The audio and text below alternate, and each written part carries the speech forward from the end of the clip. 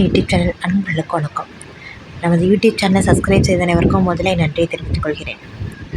நாம் இந்த வீடியோவில் என்ன பார்க்க போகிறோன்னா, 108 திவ்ய தேசத்தில் முதன்மையானதும் பூலோக வைகுண்டம் என அழைக்கப்படுவதுமான ஸ்ரீரங்கத்தில் சித்திரை மாதம் நடக்கக்கூடிய விருப்பன் திருநாள் உற்சவமானது வெகு விமர்சையாக நடைபெற்று வந்துட்டுருக்குங்க.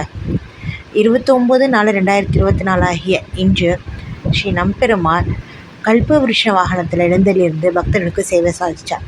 அந்த கண்கொள்ளா கொச்சை அனைவரும் கண்டு மகிழுங்க.